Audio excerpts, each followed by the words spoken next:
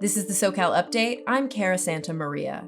In another segment of Pushed Out, we look at efforts to stop the cycle of domestic abuse and homelessness. It's Monday, June 28th. The biggest contributor to women becoming unhoused is domestic or intimate partner abuse. That's the premise of an ongoing series from KPCC and LAist reporter Julia Paskin called Pushed Out. So, Julia, you report that the social services system often forces survivors into homelessness. How could that happen? Well, survivors of intimate partner abuse often escape their harm doers by leaving everything behind, including their belongings and their own homes.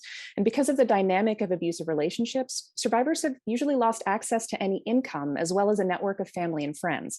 So, when seeking safety, survivors can find themselves with nowhere to go, and they can't get a spot in an emergency domestic violence shelter ahead of time. They have to flee before they call. So, what happens when survivors leave and then they call the shelters? Well, in Los Angeles County, there aren't enough available shelter beds to meet demand, so unhoused survivors can get turned away just for lack of space. And some shelters have rules meant to protect residents from abusers that just aren't realistic for many survivors. For example, having to quit your job.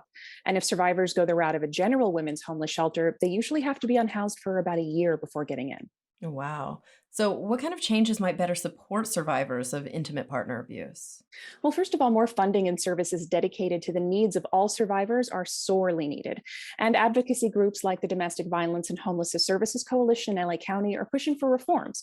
For example, changing shelter rules so more survivors can maintain agency and have a space to heal, an approach that's called trauma informed care. And also, advocates say flexible emergency grants of just a couple $1,000s at the right time are proven to stop the financial domino effect that leads to homelessness, keeping survivors from even having to become unsheltered in the first place.